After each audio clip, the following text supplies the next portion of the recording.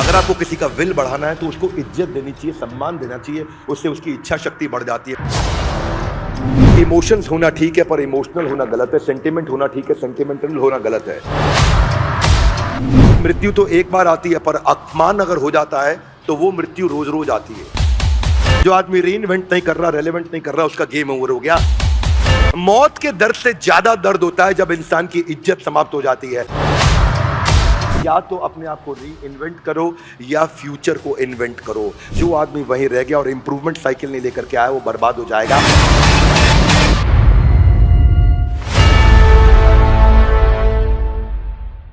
ग्रंथराज श्रीमद् भगवद गीता की जय। आज का दूसरे अध्याय का 34वां श्लोक और आपसे चर्चा करने वाले हैं, जहां पे अब कृष्ण जो है अलग अलग उपाय से अर्जुन को वापस लेके चल रहे हैं अपने साथ। दूसरे अध्याय के 34वें श्लोक पे हम आ चुके हैं और इस श्लोक में हम यहाँ पे चर्चा करेंगे। श्लोक को आप मेरे पीछे दोहराइए। अकीर्तिम चापि भूतानि कथयन्ति ते अव्ययम संभावितस्य च कीर्ति मरणादि अतिरिच्यते। अकीर्ति मतलब इनफेमी। इनफेमी का मतलब बेइज्जती। कृष्ण अभी सारे प्रिंसिपल अर्जुन को नहीं बता रहे। कृष्ण कह रहे हैं इनफेमी, तुम्हारी बेइज्जती हो जाएगी। भूतानी उन लोगों की जिनको एक बार इज्जत मिल जाती है। कथयन्ति, लोग कथा करेंगे अर्जुन, तुम्हारी कथा करेंगे तुम्हारे विषय में। अव्ययम, व्यय, हाथ आगे लाइए। व्यय मतलब खर्चा हो जाना, खत्म हो जाना। व्यय मतलब एक्सपेंडिचर जो खत्म हो जाता है। अव्यय ये वो चीज है जो कभी समाप्त नहीं होती। अव्ययम संभावितस्य, उसको जिसको इज्जत मिल चुकी है एक बार। अकीर्ति, उसकी कीर्ति मतलब इज्जत, अकीर्ति मतलब इज्जत खत्म हो जाना। मरणाद अतिरिच्यते, ये मरने से भी ज्यादा बुरा होता है। अनुवाद और तात्पर्य श्रील प्रभुपाद जी के द्वारा। श्रील प्रभुपाद की जय। दूसरे अध्याय के 34वें श्लोक के अनुवाद में श्रील प्रभुपाद कहते हैं, लोग सदैव तुम्हारे अपयश का वर्णन करेंगे अर्जुन, और सम्मानित व्यक्ति के लिए अपयश मृत्यु से बढ़कर है। People will always speak of your infamy and for those who have been honoured, एक बार अगर इज्जत मिल गई, those who have been honoured, then dishonour is worse than death. Arjun तुम्हारी एक बार इज्जत की जा चुकी है, लेकिन अब अगर तुम्हारी इज्जत छीन ली तो तुम बर्बाद हो जाओगे। अगले श्लोक में कहते हैं कृष्ण कि the great generals who have highly esteemed your name, जिन लोगों ने, जनरल्स बड़े बड़े लोगों ने तुम्हारे को इज्जत करी है, they will think that you had left the battlefield out of fear only, तुम भय के कारण भाग गए हो। जिन जिन महान योद्धाओं ने तुम्हारे नाम तथा यश का सम्मान दिया है, वो सोचेंगे कि तुमने डर के मारे युद्ध भूमि छोड़ दी है और इस तरह तुम्हें तुच्छ मानेंगे। They will consider you a coward, यहां कावर्ड को तुच्छ बोला गया है। Your enemies will describe you in many unkind words. दूसरे अध्याय का 36वां श्लोक, वो क्या बोलेंगे? वो कहेंगे कि तुम्हारे शत्रु अनेक प्रकार से तुम्हें कटु शब्दों से तुम्हारा वर्णन करेंगे और तुम्हारे सामर्थ्य का उपहास करेंगे। तुम्हारे इसी दुखदाई, तुम्हारे लिए इससे ज्यादा दुखदाई और क्या हो सकता है? What could be more painful than for you. यहां से शुरू करते हैं। यह था दूसरे अध्याय का 34, 35, 36। यहां पे चर्चा क्या हो रही है? यहां कृष्ण बता रहे हैं कि और कारण अभी तुम्हें अर्जुन बताऊंगा कि तुम्हें क्यों युद्ध करना चाहिए, पर पहला कारण समझ लीजिए। जो मैस्लो की हायरार्की दूसरे अध्याय के शुरुआत में, पीछे के एपिसोड्स में कृष्ण ने समझाई थी। जो लोग सारे सीरीज देख रहे हैं, सारे वीडियोस देख रहे हैं, सारे एपिसोड देख रहे हैं, कृष्ण ने मैस्लो की हायरार्की में फिजियोलॉजिकल से बात नहीं किया। हाथ आगे लाइए। सबसे नीचे शारीरिक इच्छाएं, उसके ऊपर मानसिक, बौद्धिक, आत्मिक, आध्यात्मिक। कृष्ण ने ऊपर से शुरुआत करी। कृष्ण ने क्या बोला कि तुम ये धन ऐश्वर्य के लिए नहीं कर रहे, तुम राजपाट के लिए नहीं कर रहे। अर्जुन प्रिंसिपल समझाया, क्योंकि अर्जुन बहुत शक्तिशाली व्यक्ति था। एक शिकारी के वेश में जब जाकर के उसने भगवान शिव को जाकर के हराया तो उनसे पाशुपात अस्त्र प्राप्त किया था। उसके पास कई विशेष हथियार थे उसको ब्रह्मास्त्र मिला था गुरु द्रोणाचार्य के द्वारा, उसको सम्मोहन अस्त्र मिला था कुबेर के द्वारा, वो किसी को भी सम्मोहित कर सकता था। अर्जुन बहुत शक्तिशाली था, अर्जुन के पास सारे स्किल्स थे पर विल नहीं थे, तो भगवान ने विल देने के लिए पहले उसके रिकॉग्निशन पे काम करना शुरू किया। अगर आपको किसी का विल बढ़ाना है तो उसको इज्जत देनी चाहिए, सम्मान देना चाहिए, उससे उसकी इच्छा शक्ति बढ़ जाती है। मेरी बात समझ आ रही है लाउडली? Yes no? इंद्रास्त्र मिला था जो इंद्र ने दिया था, वरुणास्त्र दिया था जो वरुण ने दिया था। वरुण, भगवान वरुण जो है, उन्होंने ऐसा अस्त्र दिया कि किसी भी समय कोई भी तुम पे अगर किसी भी प्रकार का अटैक करेगा तो तुम नदी समुद्र बाण ऐसे छोड़ोगे कि इतना पानी उस पे आ जाएगा, सब कुछ बह जाएगा, पूरा शरीर, पूरा का पूरा शहर बह सकता है। बहुमास्त्र मिला था जो कि मां भूमि ने दिया था उनको, और उसमें क्या कहा था कि कहीं पे भी तुम हो और फंस जाओ तो तुम डीप टनल, सुरंग, गुफाएं तैयार कर सकते हो और उन गुफाओं से तुम गायब हो सकते हो। उसको नागास्त्र दिया गया था कि नाग के रूप में परिवर्तित हो जाएंगे तीर सारे। उसको गरुड़ास्त्र दिया गया था कि किसी ने नागास्त्र छोड़ दिया तो गरुड़ आकर के सारे सांपों को समाप्त कर देंगे। उसके पास अंतर्ध्यान अस्त्र था जो कुबेर ने दिया था कि जब चाहो तुम अपने आप को या किसी को भी अंतर्ध्यान करके गायब कर सकते हो। अर्जुन, तुम इतने बुद्धिमान, इतने शक्तिशाली, इतने स्किल्ड हो, अगर तुमने जॉब से डांट खाने पे रिजाइन कर दिया तो लोग कहेंगे कावर्ड था। क्या मेरी बात समझ आ रही है लाउडली? Yes no? एक और त्वस्त्र नाम का अस्त्र भी था। ये बहुत ही अद्भुत अस्त्र हुआ करता था कि जिसमें आप बिना कुछ किए उस अस्त्र के चलाने से आपके सामने जो आपके शत्रु की सेना है वो आपस में लड़ने लग जाए। उसके पास वो सारी टैक्टिक्स, वो सारी स्ट्रैटेजीज थी जिसके द्वारा वो कंपटीशन के पूरे मार्केट शेयर को एक्वायर कर सकता है। पर ऐसी कंपनी जो इस स्टेज के अंदर अचानक छोड़ दे एक किसी इमोशनल तकलीफ के चलते, without understanding the right philosophy, उनको एक वज्रास्त्र दिया इंद्र ने कि सामने वाले पे ऐसा वज्रपात हो जाए, यानी कि सारे सैन्य प्रमाण पत्र, जिसको बोलते हैं सर्टिफिकेशंस, जो भी इंटरनेशनल सर्टिफिकेशंस, ग्लोबल, यूनिवर्सल और मल्टी यूनिवर्सल, यानी कि अलग अलग लोगों के सर्टिफिकेशंस भी थे उनके पास। और बावजूद उसके बीइंग मोस्ट क्वालिफाइड व्यक्ति, अगर आपने युद्ध छोड़ दिया तो मरणादि अतिरिच्यते। और ऐसा कभी कभी ये तब होता है एक इंसान के साथ जब वो एक इमोशनल स्टेज के चलते, इमोशंस होना ठीक है पर इमोशनल होना गलत है, सेंटिमेंट होना ठीक है, सेंटिमेंटल होना गलत है। परिस्थितियों के चलते जब कभी व्यक्ति भटकता है मार्ग से तो उसमें भगवत गीता काम आती है। जो व्यक्ति ये सारी सीरीज को अटेंड कर रहा है, सारे एपिसोड्स को अटेंड कर रहा है, वो समझ पाएगा। छोटी छोटी गलतियों के कारण माइकल जैक्सन, जिसको भगवान माना जाता था पॉप म्यूजिक का, लोग पूजा करते थे माइकल जैक्सन की। लुई विटॉन उसका सबसे बड़ा ब्रांड एंडोर्सर, जिसकी वो एंडोर्समेंट करता था, सबसे बड़ा स्पॉन्सर था लुई विटॉन। सारा खर्चा माइकल जैक्सन की जिंदगी का लुई विटॉन। जिस दिन एक बार बच्चे के साथ में सेक्स करने का, मॉलेस्टेशन का उसके ऊपर एक इल्जाम लगा, लुई विटॉन भी गया, सारे के सारे दुनिया के स्टेज शो भी कैंसिल हुए, उसकी म्यूजिक सीडीज, म्यूजिक कैसेट की जितना भी उसका बिजनेस था वो सारा ड्रॉप हो गया। वो एक मॉलेस्टेशन के कारण इवेंट, कॉन्सर्ट्स सब बर्बाद हो गए। क्यों? अकीर्ति चापी भूतानी। वो ऐसा अकीर्ति हुआ उसका। सबसे बड़ा एग्जाम्पल जो हमेशा याद करता हूं वो बिल क्लिंटन का है। बिल क्लिंटन दुनिया के सबसे शक्तिशाली, देश के सबसे शक्तिशाली राष्ट्रपति रहे हैं, हार्वर्ड के पढ़े हैं, येल के पढ़े हैं, गवर्नर रह चुके हैं पहले। और गवर्नर रहने के बाद बिल क्लिंटन कहां पहुंचे? बिल क्लिंटन जानते हैं, उनके देश की सॉकर और बेसबॉल टीम को, नेशनल टीम को रिप्रेजेंट कर चुके थे बिल क्लिंटन। सबसे बुद्धिमान लोगों में माना जाता था बिल क्लिंटन को। पर उसके बाद मोनिका लेविंस्की के बाद अमेरिका का पहला मीटू मूवमेंट चालू हुआ था। बाद में यहां मीटू मूवमेंट किसी और के साथ शुरू हुआ था, because several women had put their allegations. बस यही है, मरणादि अतिरिच्यते। उसके बाद क्या हुआ? बिल क्लिंटन कभी वापस नहीं उठ पाए, कभी आगे नहीं आ पाए। इसमें दो बातें हैं जो आपको समझनी बहुत जरूरी है। अकीर्ति चापी भूतानी में दो बातें जो आपको समझनी जरूरी है कि एक तो पहले इस कॉन्सेप्ट को समझते हैं, हर्षद मेहता जिसके ऊपर सीबीआई नहीं, अकेले 15,000 स्क्वायर फीट के मकान में रहने वाले, घर का अपना पर्सनल गोल्फ कोर्स होने वाला व्यक्ति, वो जो उस समय देश की सबसे महंगी गाड़ी विदेश से मंगाई लेक्सस की, वो आदमी जिसको दुनिया अमिताभ बच्चन मानती थी स्टॉक मार्केट का, वो आदमी जिसके एक इशारे पे लोग अपनी सारी संपत्ति लगा देते थे, वो आदमी जिसके एक इशारे पे लोग अपनी प्रॉपर्टी बेचकर स्टॉक मार्केट में इन्वेस्ट कर देते थे। बिगेस्ट स्कैम एवर गया, 672 क्रिमिनल केसेस हुए, रिश्तेदारों ने छोड़ दिया, मित्रों ने छोड़ दिया, अपने भाइयों ने, अपने दोस्तों ने, अपने रिश्तेदारों ने उसके ऊपर केसेस किए। सीबीआई के 672 क्रिमिनल केसेस के बाद में जेल के अंदर हार्ट अटैक के कारण मारे चले गए, बर्बाद हो गए। मानना यह है कि एक बार जब आप अच्छा करते हैं और आगे बढ़ते हैं तो आप बहुत तेजी से भी नीचे आ सकते हैं, और उसके बारे में कृष्ण ने बताया कि इसका ध्यान रखना बहुत जरूरी है एक व्यक्ति को। आलोकनाथ, जिसको सबसे संस्कारी व्यक्ति पूरी बॉलीवुड इंडस्ट्री का माना जाता था, सबसे ज्यादा संस्कारी व्यक्ति, आलोकनाथ का चेहरा देख करके आपको कैसी भावना आती? हमेशा ऐसी भावना आती कितने अच्छे इंसान हैं। लेकिन आलोकनाथ के ऊपर मी टू मूवमेंट की शुरुआत ही उसी इंसान से हुई। एक्चुअली बाद में वो एक एक्टिंग करते बॉलीवुड में, विलेन, मेरे को नाम याद नहीं आ रहा, आऊ आऊ बोलते, क्या नाम है, शक्ति कपूर के ऊपर भी लगा, लेकिन लोगों को शक्ति कपूर की चर्चा नहीं करी। उन्होंने कहा हो सकता है करे। आलोकनाथ का हुआ तो कितना नाम खराब हुआ। क्या मैं समझा पा रहा हूं आपको?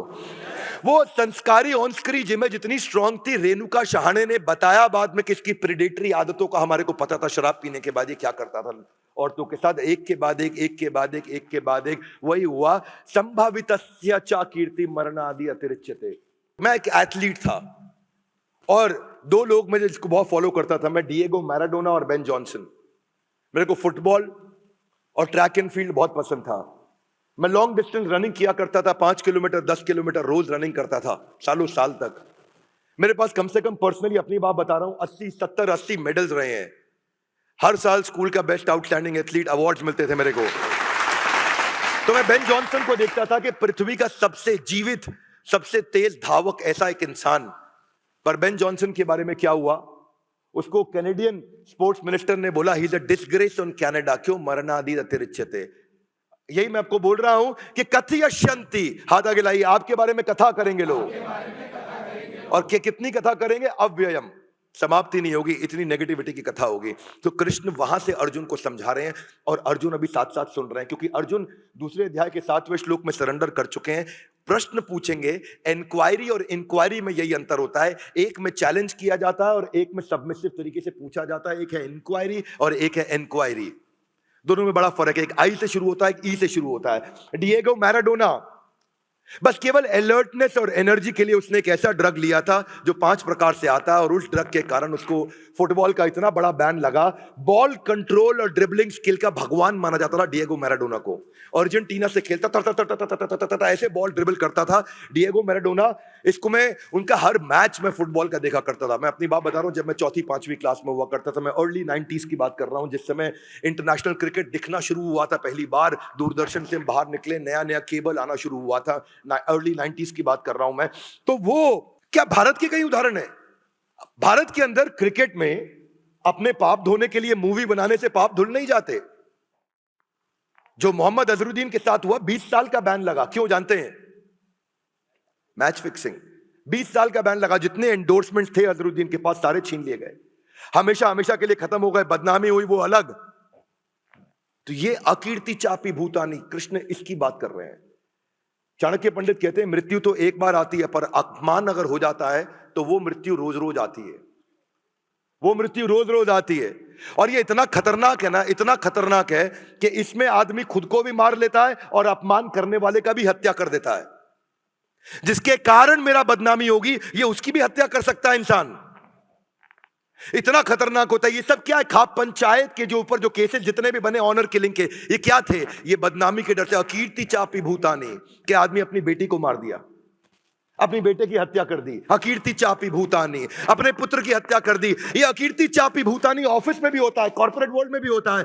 शुरू में जब कंपनी शुरू होती है, नए नए एम्प्लॉय को बड़ी इज्जत मिलती है क्योंकि वो सब कुछ कर रहा होता है, और बाद में जब बड़े बड़े स्टॉलवर्ड लीडर आने लग जाते हैं, वही पुराना एम्प्लॉय बेकार हो जाता है, वही पुराना एम्प्लॉय आउटडेटेड हो जाता है, वही पुराना एम्प्लॉय अगर अपने आप को रीइन्वेंट और रेलेवेंट नहीं कर पाता, वही पुराना एम्प्लॉय खत्म हो जाता है। तो केवल डिसऑनर नहीं, लैक ऑफ ऑनर भी बहुत बड़ा इंडिकेटर है। क्या मेरी बात समझ आ रही है? Yes no? केवल डिसऑनर नहीं, लैक ऑफ ऑनर। तो कृष्ण जानते हैं कि मुझे अर्जुन को क्या समझाना है, कब क्या बात करना है। आगे चलते जाएंगे तो अर्जुन को अलग अलग प्रिंसिपल समझाएंगे जो आप जीवन में उतारोगे तो आप अलर्टनेस, आपकी strength, attitude, behaviour, learning, perception, motivation, overcoming anger, overcoming anxiety, focus, strength. Bhagavad Gita भगवान है मोटिवेशन की, भगवत गीता भगवान है उस अंडरस्टैंडिंग की जो आपकी जिंदगी को परिवर्तित कर सकती है। जिंदगी में कभी तकलीफ आ जाए, किसी का चेहरा देखने की जरूरत नहीं, गीता खोल लेना, उसी श्लोक में उत्तर मिल जाएगा। यही दुनिया के सारे बड़े लीडर्स बताते रहे। इस प्रिंसिपल से बाहर आने के लिए इसका जो अदर साइड है ना, अदर साइड ये है कि डिसऑनर से ज्यादा बुरा कई बार लैक ऑफ ऑनर भी होता है। राजेश खन्ना, अमिताभ बच्चन एक साथ शुरू हुए थे। अमिताभ बच्चन का हर 10 साल नीचे, हर 10 साल ऊपर, हर 10 साल नीचे, हर 10 साल ऊपर हुआ। राजेश खन्ना का एक बार नीचे हुआ, वो री इन्वेंट और रेलेवेंट नहीं कर पाया। आज तक बॉलीवुड के इतिहास में 60 साल तक, 6 दशक तक अगर कोई आदमी अपने आप को बार बार री इन्वेंट और रेलेवेंट करता रहा है तो वो अमिताभ बच्चन है। उन्होंने कंसिस्टेंटली अपने आप को री इन्वेंट और रेलेवेंट किया है। ये बड़ा इंपॉर्टेंट है। घर में भी एक बहू आती है, उससे सब बड़ा प्यार करते हैं। जब अगली बहू आती है उसको ज्यादा ध्यान देते हैं तो बड़ी वाली बहू को टेंशन होने लग जाती है, तो वो घर में कॉन्स्पिरेसीज क्रिएट करती है। क्यों जानते हैं? क्योंकि डिसऑनर नहीं है, ये लैक ऑफ ऑनर है। घर में एक बच्चा पैदा होता है, दूसरा बच्चा पैदा होने के बाद पहले बच्चे को प्रेम जब कम मिल रहा होता है उसको तकलीफ होती है। हरियाणा के अंदर एक 12 साल के बच्चे ने अपनी 8 साल की बहन को इसलिए मार दिया क्योंकि उसके चक्कर में मां उसको बार बार तंग करती थी। क्यों? डिसऑनर नहीं, लैक ऑफ ऑनर था। ये जो प्रिंसिपल जब कृष्ण समझाते हैं ना तो बुद्धि का विकास अलग लेवल पे होने लग जाता है। आपको ये समझना है कि लैक ऑफ पेरेंटल अटेंशन को लेकर के एक नया टर्म कॉइन हो गया है जिसको बोलते हैं सिबलिंग राइवलरी।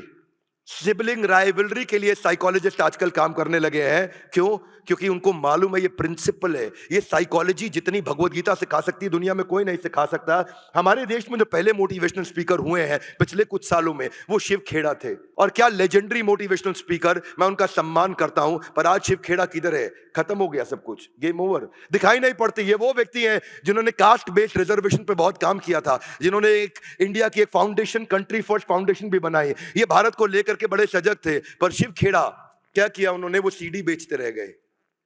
और अब सीडी का जमाना खत्म हो गया। वो अपने आप को री इन्वेंट और रेलेवेंट नहीं कर पाए, वो फ्री वीडियोस नहीं बना पाए, वो केवल पेड सीडी और एक किताब ही यू कैन विन बेचते रह गए। आज शिव खेड़ा के बारे में कितने सब्सक्राइबर हैं? आज अच्छे किसी यूट्यूबर को देख लो, जितने शिव खेड़ा के लाइफ टाइम सब्सक्राइबर हैं उतना एक अच्छा यूट्यूबर एक दिन में ऐड करता है। क्या मेरी बात समझ आ रही है? इसको बोलते हैं reinvent and relevant. Anuradha Paudwal Lata Mangeshkar के बाद एक ही महिला थी जिसको पोस्ट डॉक्टरेट की डिग्री से अवार्ड किया गया था, पद्मश्री। अनुराधा पौडवाल का इतना नाम था कि अगर अनुराधा पौडवाल अपने आप को रीइन्वेंट करती ना तो दूसरी लता मंगेशकर आज देश में मानी जाती। आज उन्हें कोई याद नहीं करता, केवल एक भजन गायिका के नाम पर रह गई। इसीलिए अकीर्ति चापी भूतानी के प्रिंसिपल में कृष्ण ने समझाया कि कंसिस्टेंटली आपको अपने आप को रीइन्वेंट और रेलेवेंट करना पड़ेगा। हाथ आगे लाइए क्योंकि जमाना बदल रहा है। Give me your hands out, come on. जमाना इतनी तेज बदल रहा है कि इस समय जो पढ़ाई है वो कंटिन्यूअसली ऑनलाइन होती जा रही है। लोग गाड़ियां नहीं खरीद रहे, ड्राइवरलेस गाड़ियां होती जा रही है। और न केवल ड्राइवरलेस, ओला उबर के आने से गाड़ियों की बिक्री कम होनी शुरू हो गई है। क्या मेरी बात समझ आ रही है? Loudly yes no. आज ऑनलाइन एग्रीगेटर आ गए, ब्यूटी पार्लर घर पहुंच गया। जो आदमी रीइन्वेंट नहीं कर रहा, रेलेवेंट नहीं कर रहा, उसका गेम ओवर हो गया। आज ट्रैवल एजेंट्स के धंधे को गो आई बीबो खा गया, थॉमस कुक खा गया, मेक माई ट्रिप खा गया, ओयो खा गया। क्यों? क्योंकि लोग अपने आप को रीइन्वेंट और रेलेवेंट नहीं कर रहे। पहले कबूतर चिट्ठी लेके जाया करता था, उसके बाद शाही पैगाम आया, उसके बाद डाकिया आया, डाकिया को टेलीग्राम ने खत्म किया, टेलीग्राम को ईमेल खा गया, ईमेल को सोशल मीडिया ने बर्बाद किया, सोशल मीडिया को व्हाट्सएप ने खत्म कर दिया। आज व्हाट्सएप के खात्मे के लिए 25 टीमें बैठी हैं यूएस के अंदर कि कैसे व्हाट्सएप को खत्म कर दे। हाथ आगे लाइए, जमाना बदल रहा है। Give me your hands out, come on. जमाना जिस स्पीड से अपने आप को बदल लो वही अर्जुन को कृष्ण ने बदला थोड़ी देर के अंदर। सबसे कठिन दौर के अंदर उस समय अर्जुन को बदला जिस समय युद्ध चालू हो चुका था, शंख बज चुके थे, तीर चल रहे थे। सबसे कठिन दौर के अंदर कृष्ण इतनी डीप इंटेलिजेंट बातें कर रहे थे। अनुराधा पौडवाल जिसको नेशनल फिल्म फेयर अवार्ड उसको मिले, national award film fair award से भी बड़ा माना जाता है, पर उसके बाद आज केवल एक भजन गायिका के रूप में रह गई। उनको कोई याद नहीं करता है। इसलिए डिसऑनर और लैक ऑफ ऑनर के बाद के लिए आपको एक ही काम करना है। आपको ड्रग्स लेने की जरूरत नहीं थी डिएगो मैराडोना या फिर बेन जॉनसन। आपको अपने आप को रीइन्वेंट और रेलेवेंट करना है, क्योंकि जो मौत के दर्द से ज्यादा दर्द होता है जब इंसान की इज्जत समाप्त हो जाती है। एक एंटरप्रेन्योर को जिंदगी भर अपने आप को रीइन्वेंट और रेलेवेंट करना है। सत्या नडेला माइक्रोसॉफ्ट के सीईओ कहते हैं कि या तो अपने आप को री इन्वेंट करो या फ्यूचर को इन्वेंट करो। वही है एंटरप्रेन्योरशिप, इसके अलावा कुछ नहीं। क्योंकि जो आदमी वहीं रह गया और इंप्रूवमेंट साइकिल नहीं लेकर के आया वो बर्बाद हो जाएगा। हाथ आगे लाइए, improvement cycle guys, one more time, little loud, क्या improvement cycle? Business is about being able to reinvent yourself और invent the future, nothing less nothing more. एक साथ 80s 90s में माधुरी दीक्षित और मनीषा कोइराला चालू हुई थी।